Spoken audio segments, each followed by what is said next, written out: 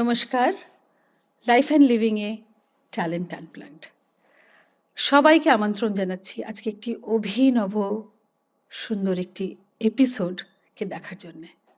আজকে আমাদের স্টুডিওতে উপস্থিত হয়েছেন দিল্লির একটি খুব নামি গ্রুপ, গানের দল যাকে আমরা বলি সঞ্জাত।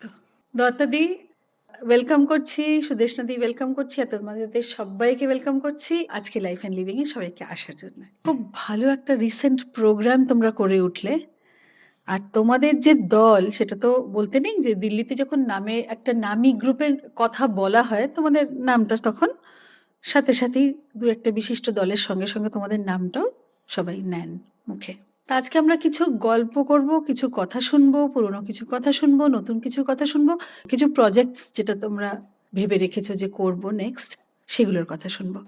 তা আমার খুবই আজকে আনন্দ হচ্ছে তোমরা সবাই মিলে এসেছো, আর এটা সম্ভব হয়েছে যে আজকে একটা মানে এরকম একটা সুন্দর দিনে আমরা শুটিং করতে পারছি, আমরা স্টুডিওতে বসে আজকে আমরা একটু গল্প করব। তো দত্তাদি, প্রথম শুনবো যে সঞ্জাত কবে তৈরি হলো আর কিভাবে তৈরি হলো?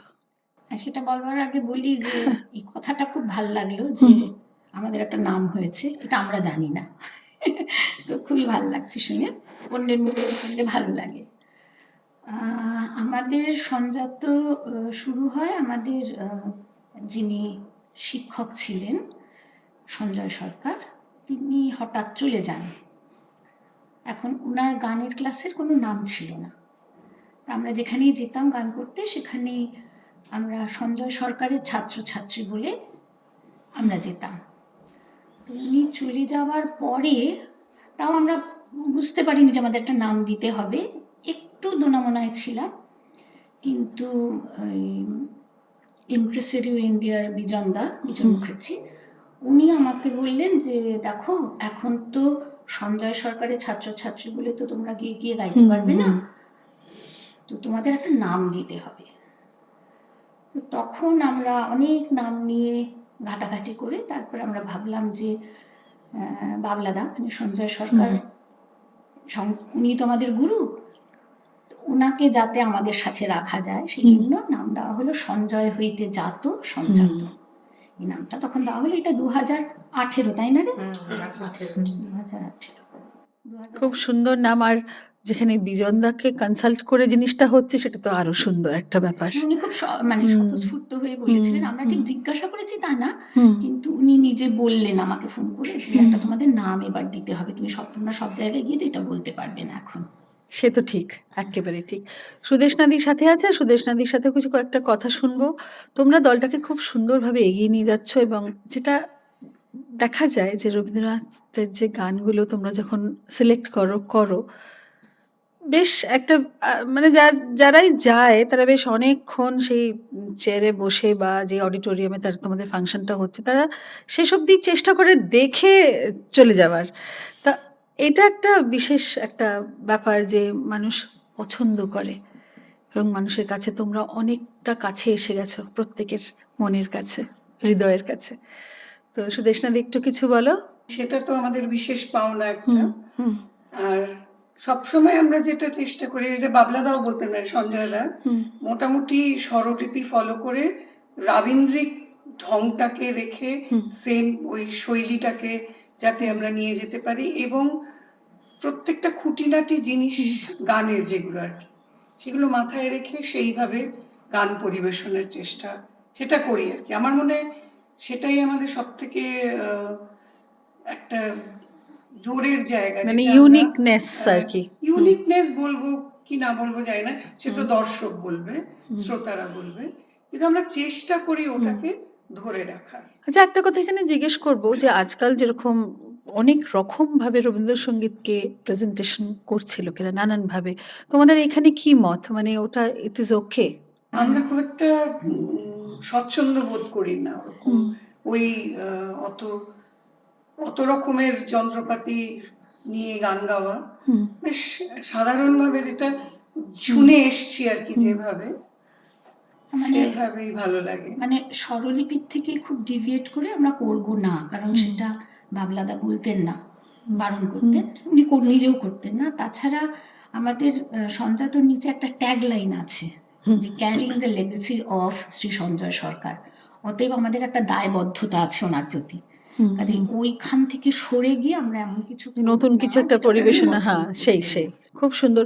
দিদি, কথাবার্তা তো চলতেই থাকবে, আরও কথা হবে। একটা ছোট্ট করে গান শুনি। এবারে তোমাদের প্রোগ্রামটা আমি দেখতে যেতে পারিনি, তো সেই কারণে নিশ্চয়ই অনেক ভালো ভালো গান হয়েছে। সবাই বলেছেন আর কি খুব ভালো প্রোগ্রাম হয়েছে। তা সবাই যখন আছো, একটা গান শুনি।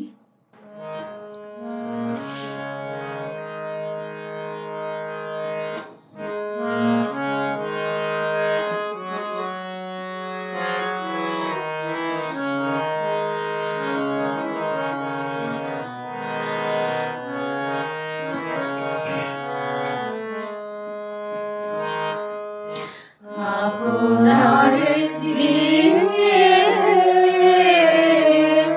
রচিলিরে কি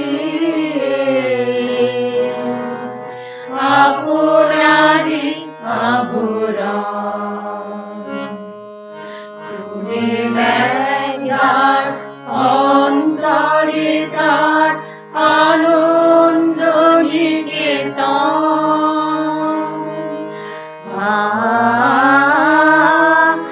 আনন্দ নিকেতন আপনারে দিয়ে রুচিলিরে কি আপনারি আবরণ। মুক্তি আজকে নাই কোনো ধারে, আকাশেও যে বাঁধে কারাগারে,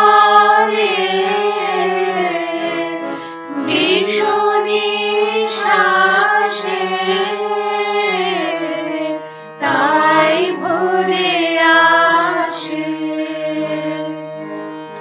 নিরুদ্ধ সুমিরন।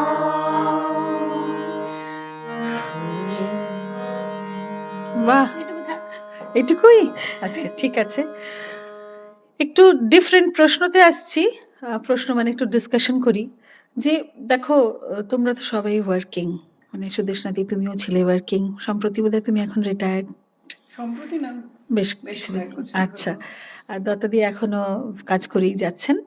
তো এই ব্যালেন্স করাটা কেমনি করে করছো? এইটা যে একটা গ্রুপ চালনা করা, তার একটা দায়িত্বের সঙ্গে, তার সঙ্গে এতগুলো একটা প্রোগ্রাম এলে এতগুলো গান, তার রিহার্সাল, কিভাবে এটা ম্যানেজ করছো?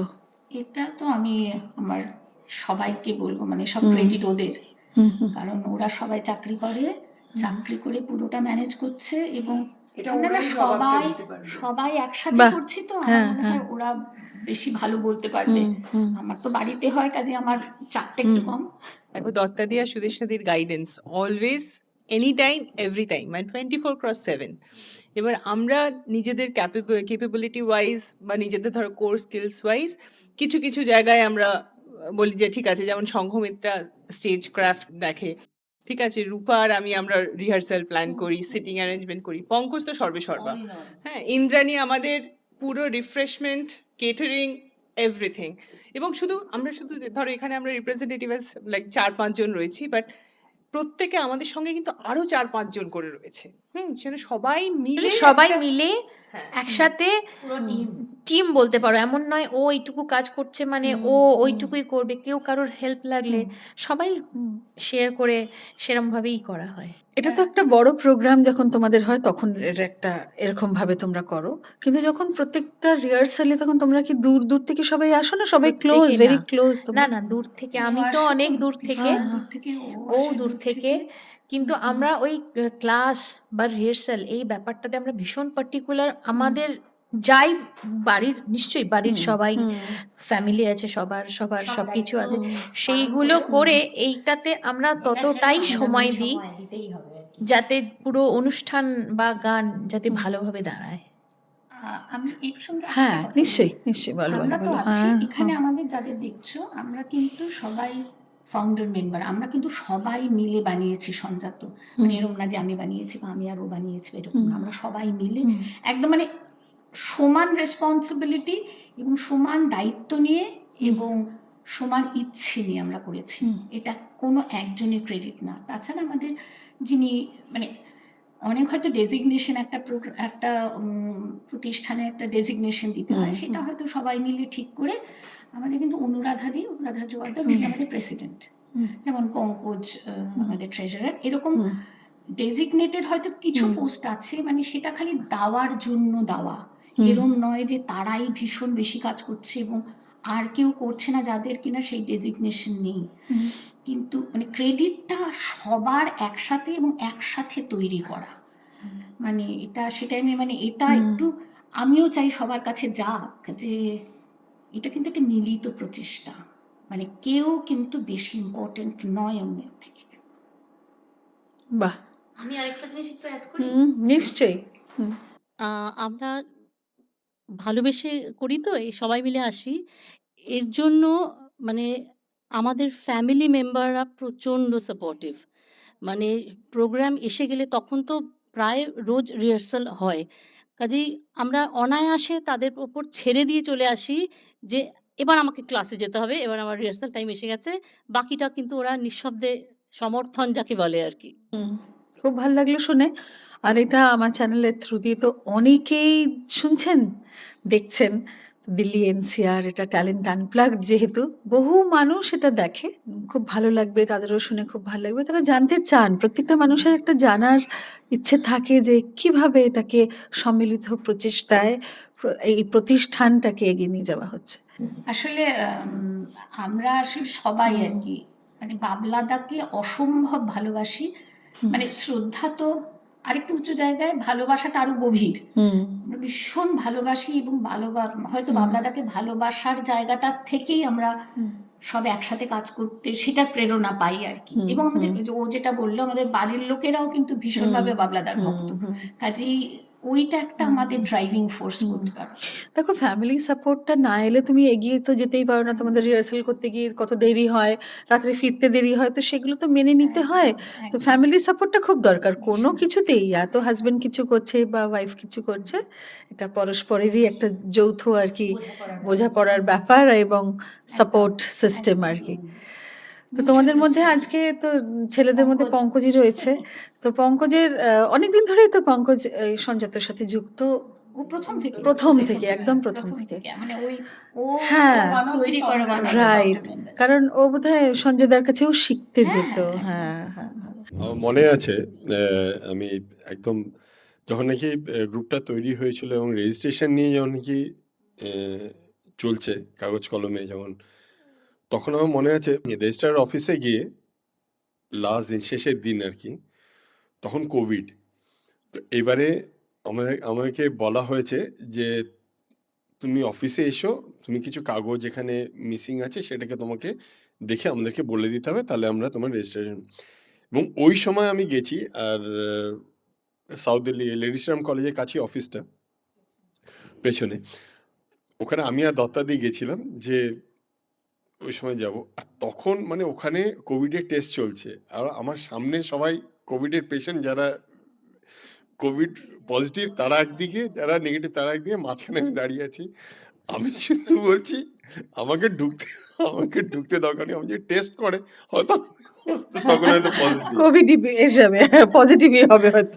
তো খুব মজাদার ব্যাপার। কিন্তু শেষে খুব তাড়াতাড়ি ওরাও খুব সাপোর্ট করেছিল আমাকে। খুব তাড়াতাড়ি আধা ঘন্টা 1 ঘন্টার মধ্যে আমি বেরিয়ে এসেছিলাম। এবং পরে আমি দত্তাদিকে বলে, দত্তাদি হয়ে গেছে, এবং বেরিয়েছি। আমি গ্রুপকে জানো সবাই খুব খুশি হয়েছিল যে এই সময়, আমার আজও মনে আছে ওই সিনটা, মানে খুব মজাদার ব্যাপার এটা। সেই তো কোভিড একটা এমন পিরিয়ড হয়েছিল, আমাদের অনেক কাজ তখন করা সম্ভব হবে কি হবে না, অথচ অনেক কাজ এগিয়েও গেছে। হ্যাঁ, ক্যান্সেল হয়ে গিয়েছিল, মানে অ্যানুয়াল ডে। পরে আমরা করেছিলাম, কিন্তু সেটা মানে সেই বছর হতে পারেনি। অডিটোরিয়াম বুক হয়ে গেছিল, সবকিছু হয়ে গেছিল, তবে ওরা টাকার ফান্ড করে দিয়েছে, কোনো অসুবিধা হয়নি। তবে আমরা তোমাদের একটা কোভিডের সময় অনেক অনলাইন অনুষ্ঠান রাইট, ওটার করেছি। কথাই আমি আসছিলাম। আমি একটা অনলাইন digital প্রোগ্রাম অনুষ্ঠান অনেক। অ্যাটেন্ড করেছিলাম। তো তোমরা সেই ঘরের মধ্যে থেকে অনেক গান বাজনা হ্যাঁ। অনেক কিছু করেছিলাম। শুভ্রাংশু বোধহয় ওটাকে সেটা করেছিল না? আলাদা, সেটা ও আচ্ছা, আরেকটা আমাদের একটা লাইভ Interview প্রোগ্রাম, type। একটা লাইভ ওকে প্রোগ্রাম ওকে করেছিল, ওকে। সেটা আলাদা। আর আমরা ওই কোভিডের সময় আমরা ওই ডিজিটাল কিছু করেছিলাম। হ্যাঁ, বাহ। আমরা সবাই যে যার বাড়ি থেকে একটা বাড়ি থেকে রেকর্ডিং করে পাঠিয়ে দত্তাদিকে পাঠানো, তারপরে পঙ্কজ দত্তাদি ওরা সবাই মিলে সেগুলোকে কম্পাইল করে অনুষ্ঠানটাকে খুব ভালো। এই অনলাইন ব্যাপারটা তো কোভিড থেকেই শুরু হলো, আজকেও সেটা চলছে, আজও কোভিড ফ্রি অনেকটাই হয়ে গেছি আমরা ইন্ডিয়ানরা, কিন্তু হলেও কি হবে, অনলাইনের ব্যাপারটা খুব চলছে। আর ওটা অনেক সহজ করাটা, একদম। হ্যাঁ, লোকের পক্ষে সুবিধাজনক। আচ্ছা, এবারে আমরা একটু গান শুনবো, অনেকক্ষণ কথাবার্তা হয়েছে।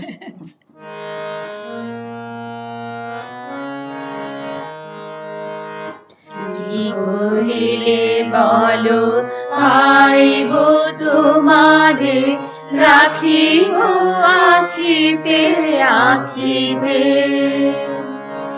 এত প্রেম আমি কোথা পাবো না, তোমারে হৃদয়ে রাখিতে। আর কারো বারে চাহিব না, করিব হে আমি প্রাণপাত। আর কারো পারে চাহিব না, করিব হে আমি প্রাণপাত। তুমি যদি বলো এখনি করিব ভীষণ বাসনা বিসর্জন। মাঝে মাঝে তব দেখা পাই। বাহ, খুবই সুন্দর, খুবই সুন্দর। আচ্ছা, একটা জিনিস খুব জানতে ইচ্ছে করছে, মানে গ্রুপ মেন্টর হিসেবে তোমরা দুজনা, তোমাদের নেতৃত্বেই জিনিসটা হচ্ছে, সবাই তোমাদের সাপোর্ট করছে, সবাইকে তোমরা পোর্টফোলিও দিয়েছো এবং দায়িত্ব ইকুয়ালি দিয়েছো, কিন্তু তবুও একটা তো মেন্টর হিসেবে ওরা তো জানে যে দত্তাদি আর সুদেষ্ণাদি ওখানে আমাদের মেন্টর। এখানে তোমাদের যেরকম ধরো গ্রুপের মধ্যে অনেকে আছেন যারা খুব ভালো গান করেন, অনেকে আবার একটু তাদের শিখতে একটু সময় লাগে। তো সেই ক্ষেত্রে তুমি অ্যাজ এ মেন্টর হিসেবে কি করবে, কিভাবে ট্রিটমেন্টটা কি করে করো তোমরা? চেষ্টা সেই- করি আলাদা করে হুম একটু বেশি সময় দিয়ে, হুম বাট সেরকম ভাবে না, খুব একটা ডিসক্রিমিনেট করে করা হয় না, হুম একসঙ্গেই সবার। না, মানে গাওয়া হয় একসাথে। হুম এখন কেপেবিলিটি তো অবশ্যই হুম আমাদের একটাই আমরা বলি আর কি সব সময়, যে আমাদের তো বেসিক্যালি গানের ক্লাস, হুম গানের স্কুল এবং অর্গানাইজেশন হুম দুটোই সঞ্জাত, কিন্তু দুটো আলাদা, ঠিক আছে? অনেকেই যারা গানের ক্লাসে আছে, গানের স্কুলে আছে, তারা মেম্বার, কিন্তু সবাই যে মেম্বার সঞ্জাত তা নয়, তারা খালি গানের স্কুলের ছাত্রছাত্রী। এখন যেটা হয় সেটা হচ্ছে যে গান শেখানো হয়, এবং যখন একা একা ধরা হয় তখন মোটামুটি সবাই তো বুঝতে পারে কে কোথায় দাঁড়িয়ে। তো কাজে সেই ক্ষেত্রে আমাদের খুব একটা অসুবিধা হয় না, কিন্তু যেহেতু আমাদের গানের স্কুল, গানের ক্লাস, সেহেতু আমরা এটাই মনে করি যে যারা আজকে কোরাসে গাইছে তাদের এটা আমাদের দায়িত্ব, তাদের এইভাবে শেখানো যাতে তারা কালকে হয়তো 4 জনের মধ্যে একজন গাইতে পারে, আরও শিখে শিখে তারপরে তারা ডুয়েট গাইবার যোগ্যতা অর্জন করে। সোলো হয়তো তারপরে সেটা অনেকটা সময় লাগবে, কিন্তু অন্তত 4 জনের মধ্যে একজন হয়ে দাঁড়াবে, 22 জনের মধ্যে একজনের থেকে। সেটা যদি আমরা না করতে পারি, আমি মনে করি ডিসক্রেডিট আমাদের, কারণ আমরা কিন্তু তাদের তুলতে পারছি না। আমি তো বরাবর শিক্ষকতা করেছি, সেই হিসাবে আমি দেখি যারা একটু দুর্বল তাদের আমরা একটু বেশি সময় দিই, দিয়ে তাদের যাতে আর 5 জনের আগে যেটা ম্যাক্রো টিচিং, মাইক্রো টিচিং এইভাবে তো তৈরি হয়েছে, তারপরে গ্রুপ টিচিং প্রজেক্ট দেওয়া হয়, যার ফলে তার মধ্যে সব ক্যাপাবিলিটির মানুষরা, মানে বাচ্চারা থাকে একসাথে, যার যেটা প্লাস পয়েন্ট, যার যেটা স্ট্রেংথ, সেইটা ও কাজে লাগায়। আমাদের এখানেও ধরো আমি গাইতে পারি না সেরকম ভাবে, হয়তো ও অনেক বেশি ভালো গায়, আমি সেরকম গাইতে পারি না, কিন্তু আমি আর যেটা পারি সেটাতে আমি নিজেকে ইনভলভ করবার সুযোগ পাই। কাজেই আমি গান শিখছি, সাথে সাথে ওইটাও করছি। আর এই যে বললে রেসপন্সিবিলিটি, এটা দিলে কি হয়, হি অর শি ফিলস ইম্পর্ট্যান্ট, যে তার মানে আমাকে যোগ্য মনে করছে যে আমি আজকে স্টেজের কাজ করতে পারছি। আমি নতুন এসছি, কিন্তু আমাকে আজকে যদি একটু ব্রোশিয়ারও দেওয়ার হয় সিটে সিটে, আমি যদি বলি যে এই তুই দিয়ে দিবি, he or she will feel important যে এটাই কাজটা দিয়েছে। তো এইভাবেই আর কি, পুরোটাই যে খুব গান ভিত্তিক বা গান কেন্দ্রিক তা নয়, সব মিলিয়ে একটা গ্রুপ, ভালোই মন্দই সব কাজ করে একটা গ্রুপ, মানে এইভাবেই এগিয়ে যাওয়া। তার সাথে সাথে তো গানটা শিখছে, তাকে তো তৈরি করতেই হবে, সেই দায়িত্ব আমাদের। আচ্ছা, এখানে একটা কথা তুমি বললে যে গানের স্কুল আর সঞ্জা তো আলাদা। তো স্কুল মানে কি তোমাদের কি কোনো গানের স্কুলই আছে? হ্যাঁ, সঞ্জাত আচ্ছা। স্কুল যেটা গানের ক্লাস আচ্ছা, যেটা হয় হ্যাঁ, সেটা আলাদা, সেটা প্রত্যেক শুক্রবার শুক্রবার হয়, ওকে, হ্যাঁ, একদম রেগুলার ওটা ক্লাস। যদি সামনে কোনো প্রোগ্রাম থাকে ওই ক্লাসে তো রিহার্সাল হয়, তাছাড়া এক্সট্রা দিন দেওয়া হয়। আমরা অনেকেই তো সবাই বাবলাদার কাছ থেকে শিখে এসেছি, তার ফলে ওরা অনেক দিন ধরে শিখছে। এখন যারা নতুন আসছে তাদের মধ্যে সবাই যে খুব একটা এক্সপার্ট তা তো নয়, হতেও পারে সেরকম যে আসছে না তা না। কিন্তু তুমি যদি ভেবে দেখো আমাদের শ্রোতা কারা, শ্রোতা কিন্তু হয় আমাদের বয়সী, নয় আমাদের থেকে একটু বড়, বা আমাদের থেকে কিছু ছোট। ইয়াংস্টার্স কিন্তু আসে না রবীন্দ্রসঙ্গীতের অনুষ্ঠান করলে, ইয়াংস্টার্স খুব একটা বেশি আসে না। আমাদেরই দোষ, আমরা তাদের হয়তো মোটিভেট করতে পারছি না। এখন সেক্ষেত্রে যখন আমাদের কাছে কেউ গানের ক্লাসে গান শিখতে আসে, তাদের অনেকেই, তারা হয়তো হয় চাকরি বাকরিতে রিটায়ার করেছে, বা এতদিন ছেলে মেয়ে মানুষ করেছে, করেছে, গান শেখার ইচ্ছে আছে, সে হয়তো কোনোদিন গান করতে পারে না, কিন্তু গান শেখার ইচ্ছে আছে বা গানটা ভালোবাসে, তারাও এসে জয়েন করে। তাদের না বলা যায় না, কারণ তারা সবাইকে মানুষ টানুষ করে এখন একটু অবসর পেয়েছে। তারা একটু হয়তো এসে বললো যে দত্তাদি তোমাদের তো একটা গানের ক্লাস আছে, আমি আসবো, না করা যায় না। মানে মনের কোনায় যে একটা সুপ্ত বাসনা সে একদম লুকিয়ে না ছিল করা এত যায় না। বছর, তারা এতদিনে একটা এক্সপ্লোর করার একটা সময় কাজেই পেয়েছেন। তাদের তো ঠিক আমি আশা করতে পারি না যে ওদের মতো গাইবে, ঠিক আছে? তাদের হয়তো শুরু থেকে, তারা নিজেরাও জানে না তা নয়, তারাও জানে। আর তাছাড়া একটা বয়সের পরে না কিছু আমাদের না ভীষণ স্বভাবজাত ব্যাপার হয়ে যায়, যেটা থেকে বেরোতে পারি না। আমি জানি আমি গাইতে পারি না, কিন্তু আমি ভীষণ জোরে গাইছি। আমি জানি আমার তাল ঠিক না, কিন্তু আমি মানে গাইবার চেষ্টা করছি খুব জোরে জোরে, ভুল করছি, সেগুলোর সাথে সাথে ঠিক করে দেওয়া হয়। তবে ওই আর কি একটা লার্নিং প্রসেস অলওয়েজ। তো কাজেই ওরাও হয়তো জানে যে তাদের সোলো দেওয়া হবে না বা তারা যোগ্য নয়, সেক্ষেত্রে খুব একটা অসুবিধা এখনো পর্যন্ত হয়নি। তবে হ্যাঁ, লোকে এসে আমাকে বলে যে আমি কি অমুক জায়গার থেকে এসছি বা অমুক জায়গায় শিখতাম, এখানে এসছি, একটা গান দেওয়া যাবে না, মানে ডুয়েট বাইয়ে। তখন ওটাই বলতে হয়, আরো কয়েকদিন শেখো, তারপরে নিজেই বুঝতে পারবে, তখন দেওয়া হবে। এগুলো হয় কি, এইগুলো হয়, তবে এগুলো ট্যাকেল করা যায়। আর যদি ট্যাকেল করতে না পারে সে হয়তো আর কন্টিনিউ করবে না, মানে ওই আর কি। তবে এরকম হয়নি এখনো, ভবিষ্যতের কথা বলতে পারি না। তোমাদের এরকম গানের প্রজেক্ট যেগুলো তোমরা আসে প্রত্যেক বছর, যেটা অ্যানুয়াল ডে হিসেবে যেগুলো তোমরা করো, তোমরা তো বেশ বড় বড় অডিটোরিয়ামে তোমরা চেষ্টা করো করার, তো সেখানে চেষ্টা আমাদের হয়।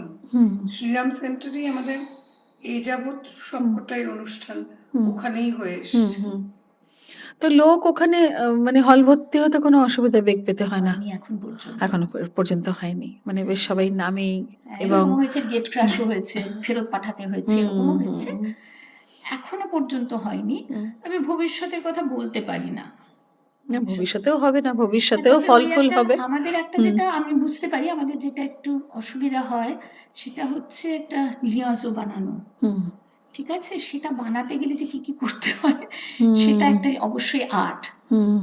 আর এখন তো একটা ফেসবুক কালচার চলে যে আমি তোমার প্রোগ্রামে গেলাম তবে তুমি আসবে, ও তো আমার প্রোগ্রামে আসে না, কাজে আমি কেন যাব, এরকম একটা আন্ডারলাইন হিট চলে আর কি। সেটাকে ওভারকাম করতে হবে। জানি না, আসলে ভবিষ্যতের কথা বলা ভীষণ মুশকিল, খুব মুশকিল। তবে তোমাদের যে তোমরা শুক্রবার শুক্রবার যে গানের ক্লাসে বসো, তোমাদের কখন এরকম গান নিয়ে আড্ডা বা এরকম গান নিয়ে বেশ খাওয়া দাওয়া, আড্ডা বেশি আর খুব বেশি? খাওয়া দাওয়া তো আচ্ছা হয় না। আচ্ছা, ভীষণ রকম। তাই আমাদের বুঝি? জিজ্ঞেস করো। সেটা ওরা ও। বলবে। মানে আমাদের ক্লাসের একটা মেন অ্যাটেনশন হচ্ছে এটাই, মানে খাওয়া দাওয়া খাওয়া কি হবে এবং আড্ডা। গান কি হবে এবং এবং আড্ডা। আড্ডা, ছবি তোলা, হই হই করা, এইগুলো একটা আমাদের ভীষণ রকম এটা attraction। বাবলাদাও খুব ভালোবাসতেন খাওয়া দাওয়া। তখনও ক্লাস চলাকালীন কখনো উনি নিজে হাতে কিছু নিয়ে এলেন, বা দত্তাদি কিছু বানালেন, সুদেশনাদি কিছু বানালেন, বা আমাদের স্টুডেন্টদের মধ্যে থেকেও খুব ভালো রান্না করে এরকম অনেকেই আছে, তারা কিছু রান্না খাবার কিছু বানিয়ে নিয়ে এলো। আগে এসব হতো, কিন্তু খাওয়া দাওয়া আমাদের চলেই। চলে। আমাদের রিহার্সাল খাওয়া দাওয়া ছাড়া অসম্পূর্ণ, মানে হতেই পারে না আর কি। রিহার্সালে খাওয়া দাওয়া ম্যান্ডেটরি। আর এবং দত্তা যদি যদি ধরো আমরা একদিন বললাম যে ভীষণ বেশি হয়ে যাচ্ছে, আর পাচ্ছি না, মানে খেতেও পাচ্ছি না, দত্তাদি উইল মেক শিওর এই আজকে কেন খাবারটা নেই, সঙ্গে সঙ্গে ইট উইল বি অ্যারেঞ্জড আর কি। আর আরেকটা ব্যাপার হচ্ছে যে বাবলাদা বরাবরই বলতেন যে সবাই অফিস করে কাজকর্ম করে রিহার্সাল দিতে আসছে, কাজেই খাবার তো দিতেই হবে, খালি পেটে এতক্ষণ হবে না। এবং আমাদের একটা ব্যাপারই আছে, এখন হয়ে গেছে, এই সবে আমাদের প্রোগ্রাম হলো তো, কাজে অনেকদিন ধরে রিহার্সাল চলেছে, আমরা তাতেই অভ্যস্ত হয়ে গেছি। এখন আমাদের রেগুলার ক্লাস শুরু হয়েছে, এখন হচ্ছে যে এ কি খাবার নেই কেন? রিহার্সাল মানে তো খাওয়া দাওয়া হবেই ন্যাচুরালি, সেটা অনেকটা টাইম নেয়। রেগুলার ক্লাসে তো একটা টাইম পিরিয়ড বাঁধা আছে, কাজেই এখন আমাদের ওই যেটা খালি খালি লাগে, বাবা কি জানি একটু নেই। তো রেগুলার বলতে ক্লাসে তো চায় না। খেতেই হবে, কারণ তো সবাই তো অফিস ফিরতে আসছো তোমরা। রেগুলার ক্লাসটা এক দুদিন বাদ পড়ে তো, হ্যাঁ। কিন্তু রিহার্সালে তো নেভার রিহার্সাল মনে কর সপ্তাহে 2 দিন 3 দিন এরকম থাকেই। এটা উইকেন্ডে ফ্রাইডে একটা সন্ধেবেলা 1 ঘন্টা ক্লাস থাকে, তো সেটা অনেক সময় খাওয়া দাওয়া হয়, অনেক সময় হয় না, কিন্তু রিহার্সালের খাওয়া দাওয়া মাস্ট। মানে আমাদের রিহার্সালের জন্য কে খাওয়া দাওয়া অ্যারেঞ্জ করবে সেটাও আবার অ্যালটমেন্ট হয়, যে আজকের এরা দুজন করবে, কালকে তুই করবি। বাহ, খুব সুন্দর। মানে সবকিছু তোমরা আগে থেকেই সমস্ত প্রি প্ল্যান্ড ওরা ব্যাপারটা। সবাই ভলেন্টিয়ার করে। আজকে তাহলে আমরা ওটাই ঠিক করে নেয়, এগুলো নিয়ে মাথা ঘামাতে হয় না আমাদের। সেই সেই। আচ্ছা, তোমাদের শাড়ি নিয়ে কথা হয়? হ্যাঁ, তোমাদের মানে প্রত্যেকবার যে তোমরা নতুন নতুন প্রশ্নটাই অবান্তর। অবান্তর, হ্যাঁ, নয়, ভীষণ এক ভাবে। জায়গা হলে হবে না। মানে ধরে নাও একটা প্রোগ্রাম আসছে, তো নিশ্চয়ই লাস্ট প্রোগ্রামের শাড়িটা নিশ্চয়ই তোমরা পরো না? না, করি কিন্তু এরা করতে দেয় না। এবার অনেকদিন হয়ে গেছে দত্তাদি, এবার কিন্তু একটু চেঞ্জ দরকার। ভালো ভালো, মানে তাহলেই তো ব্যাপারটা আরো জমে উঠবে না, যে একটা ছবি আমাদের 2 বছর আগের এই শাড়িতে ছিল, আবার 2 বছর পর সেম শাড়িতে। আমার মনে হয় ওটা একটা এবার যেমন আমরা ঠিক করেছিলাম, যেহেতু ব্যাপারটা বৈষ্ণব পদাবলীর উপর হচ্ছিল, সেহেতু আমি বলে দিয়েছিলাম সবাই কিন্তু ধুতি পাঞ্জাবি পরবে। সে ধুতি নিয়ে সে সাংঘাতিক অবস্থা, ছেলেরা পড়তে পারবো না, আমরা ঘুরে ঘুরে গান করি, আমরা ওই ঘুরবো যখন তখন ধুতি খুলে যাবে, না এসব আর কি। কিন্তু আমি তো একটু আছি ওরকম, আমি একবারে ঘাড় ব্যাকা, আমি বলছি, না ধুতি পড়তে হবে। না, কিন্তু শেষ অব্দি কিন্তু সবকটা ছেলে ধুতি পড়েছিল, হ্যাঁ। সবাই কেউ সেটাকে কেউ enjoy- enjoy করেছিল। কেউ In fact, একটু নতুনত্ব, যারা পুরো আমাদের জিনিসটা। instrument যারা হ্যাঁ। বাজিয়েছে তারাও পড়েছিল। তারা বাহ। করেছিল। এবং সবাই প্রশংসাও করেছে। বাহ, না, অবাধ্য হয় না, ওরা ভীষণ বাধ্য। এবার তোমাদের একটা ছোট্ট প্রশ্ন আবার করব, যে নেক্সট তোমরা কিভাবে প্ল্যান করছো? মানে কখনো তোমরা নাটক কি করেছো? মানে রবীন্দ্রনাথ ঠাকুরের তো অনেক গীতিনাট্য অনেক আছে।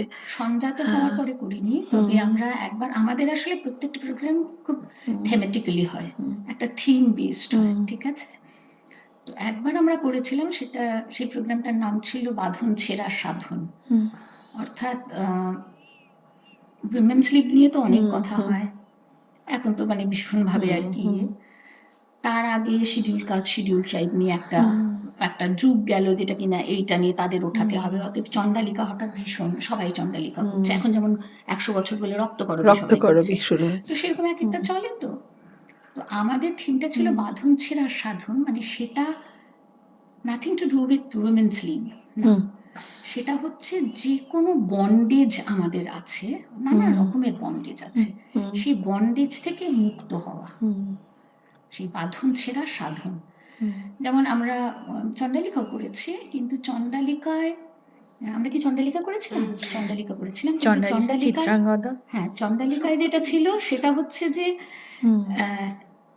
নিজের রিয়েলাইজেশন, এটা কোনো পুরুষতান্ত্রিক আমি শিডিউল কাস্ট তাই আমাকে সবাই আলাদা করে দিচ্ছে তা নয়।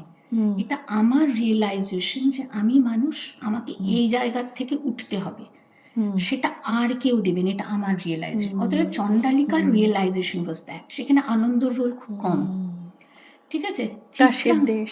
চিত্রাঙ্গদায় যেটা হয়েছে সেটা হচ্ছে চিত্রাঙ্গদাকে, মানে চিত্রাঙ্গদা তো গেছিল অর্জুনের কাছে, কেন গেছিলে তাহলে তুমি?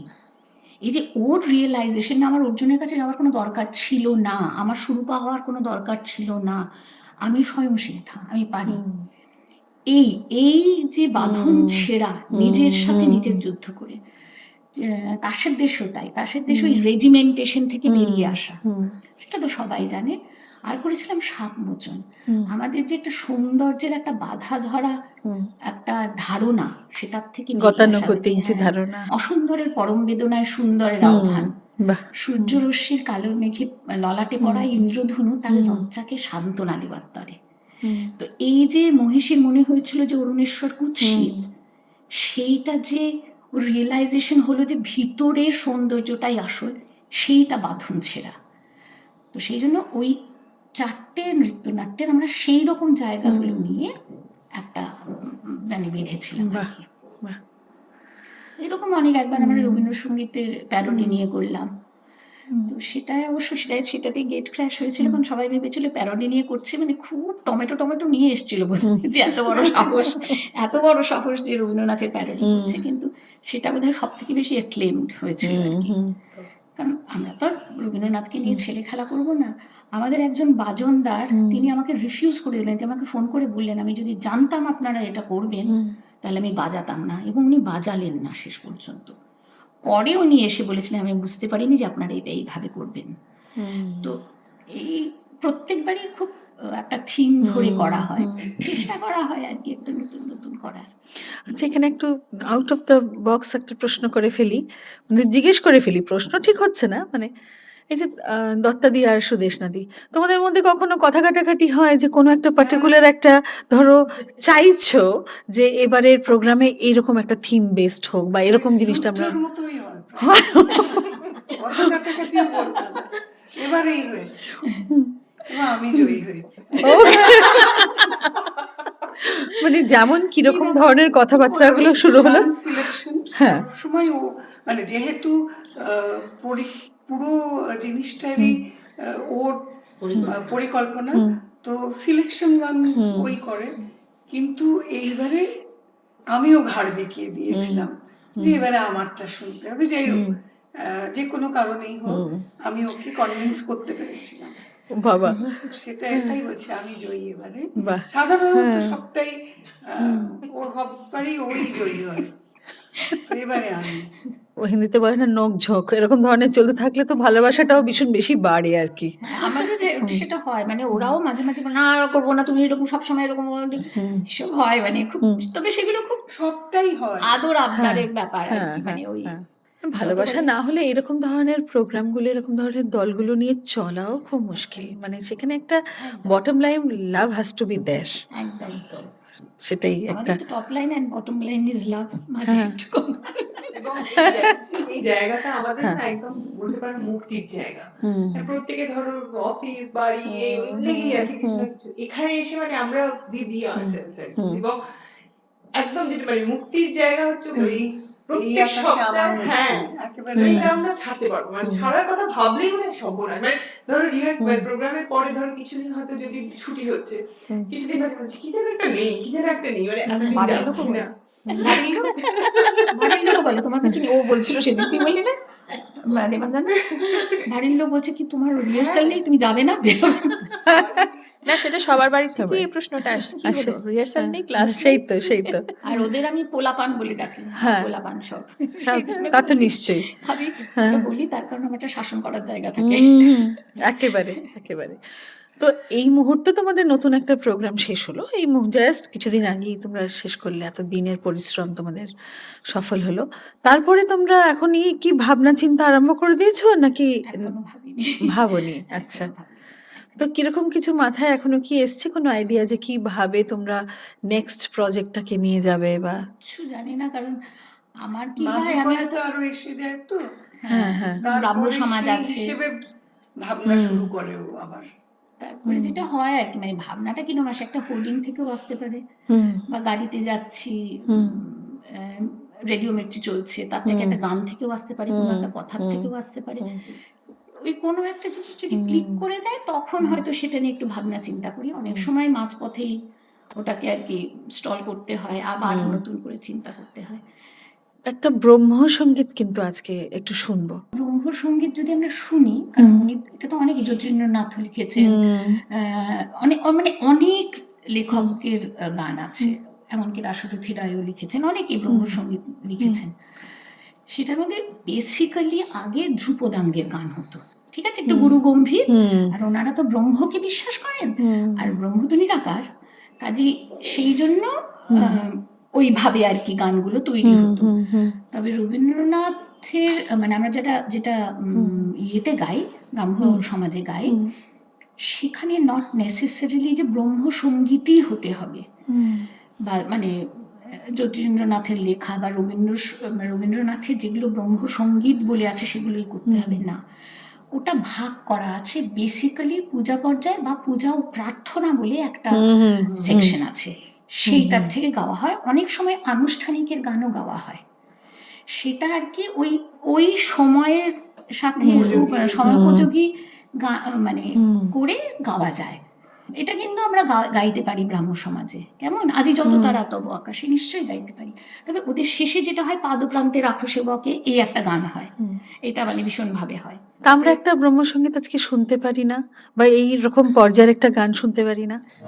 চরণধ্বনি শুনি তব নাথ, জীবন তীরে কত নীরব নির্জনে কত মধু সমীরে, চরণধ্বনি শুনি তব নাথ, গগনে গ্রহ তারা জয় অনিমেষে জাহিরয়, গগনে গ্রহ তারা জয় অনিমেষে জাহিরয়, ভাবনা স্রোত হৃদয়ে বয় ধীরে একান্তে ধীরে, চরণধ্বনি শুনি তব নাথ। বাহ, খুব সুন্দর, শুনতেও খুব ভাল লাগছিল। আমাদের সময়ের তো একটা ব্যাপার থাকি, তো সেই সময়টা কাছাকাছি এসে গেলেই মনটা খুব খারাপ লাগে যে এত সুন্দর একটা মুহূর্ত সুন্দর একসাথে আমরা কাটাচ্ছিলাম, আবার সেটা শেষ হয়ে যাবে। কিন্তু তবুও শেষ করার আগে একটা ছোট্ট কথা বলি। একটা এমন একটা ঘটনা উল্লেখ করো যেটা তোমাদের সংযত গ্রুপের একটা এক্সপিরিয়েন্স, বা তোমাদের গান করতে গিয়ে সেরকম কোনো মানুষ তোমাদের সাথে এসছেন, বা তোমরা কোনো রকম কোনো একটা মানে কাজ করতে গিয়ে একটা ভীষণভাবে বেগ পেয়েছো, সেরকম একটা কোনো আজকে একটা ঘটনা শুনেই আজকে অনুষ্ঠানটা শেষ করব। একটা অনুষ্ঠান করার পরে অনেকে এসে তারা আমাদের গ্রুপে জয়েন করতে চায়, এরকম অনেক হয়েছে। এরকম আমাদের অনেকে আছে যারা কিনা এসে এত বেশি মুভড যে তারা এসে তখনই বলেন যে এসে বলে আমি কি জয়েন করতে পারি, বা ওই। আর যেটা ভীষণভাবে আমাদের একটা এক্সপিরিয়েন্স এবং খারাপ লেগেছে ঠিকই, কিন্তু ওই গেট ক্র্যাশ, লোকে এসে গেছে, তারপর অনুরাধাদিকে বাইরে গিয়ে হাত জোর করে বলতে হয়েছে যে আর লোক নেওয়া যাচ্ছে না, কারণ ম্যানেজার এসে বলেছেন যে অলরেডি উপরে 25 জন দাঁড়িয়ে, আইলে লোক বসে, আর কেউ আসলে কিন্তু এবার পুলিশ এসে যদি কিছু বলে আপনারা মানে রেসপন্সিবল থাকবেন। সেটা আমাদের কাছে একটা এক্সপিরিয়েন্স, কারণ আমরা শুনেছি অনেক আগে বাবলাদারা যখন করেছিলেন, তখন বাবলাদা করেছিলেন বাল্মীকি প্রতিভা, উনি বাল্মীকি হয়েছিলেন, তখন সিরি ফোর্টে নাকি এরকম একটা ব্যাপার হয়েছিল। তো সেটা আমাদের কাছে একটা প্রাপ্তি বিরাট প্রাপ্তি যে বাবলাদা থাকতে যেটা হয়েছিল আমরা অন্তত আমাদের ছোট স্কেলে হলেও সেটা হলো করতে আর কি, পেরেছি। সেটা করতে পেরেছি। হ্যাঁ। বাহ, খুব ভালো। আবারও আমার মনে হয় এই কথার তো শেষ নেই, আর এই এক্সপিরিয়েন্স, এই জার্নির তো অনেক জার্নি, তোমাদের জীবনে অনেক রকম এক্সপিরিয়েন্স তোমরা করেছো এবং অনেক কিছু বলার এখনো বাকি। তো আবারও আমরা একদিন বসবো, সবাই মিলে তোমরা আবারও এসো। আমাদের খুব ভালো লাগবে। হ্যাঁ, তোমাদের ভাল লেগেছে, আর আমারও খুব ভাল লেগেছে। আমি আশা করি যে আমার দর্শক যারা দেখছেন এই life and living talent unplug, তাদেরও প্রত্যেকেরই খুব ভাল লাগবে, কারণ দিল্লি এনসিআরে যারা ট্যালেন্টেড মানুষজন, তারা যদি সত্যি এগিয়ে এসে কিছু বলেন, তাদের কথা রাখেন, অন্তত বহু মানুষ তাদের থেকে অনেক কিছু জানতে পারলেন এবং শিখতেও পারে যে একটা এত বড় তোমাদের প্রতিষ্ঠান, সেটাকে নিয়ে একসঙ্গে তোমরা চলছো, তার মধ্যে কত রকমের পজিটিভ নেগেটিভ সব কিছু নিয়ে তোমরা এটাকে নিয়ে এগিয়ে যাচ্ছ, সেটাও একটা বিরাট বড় লার্নিং। তো আশা করি আজকে প্রত্যেকের খুব ভালো লেগেছে এই অনুষ্ঠান। আবারও দেখা হবে, আবারও তোমরা এসো। আজকে এখানেই শেষ করছি। নমস্কার। নমস্কার।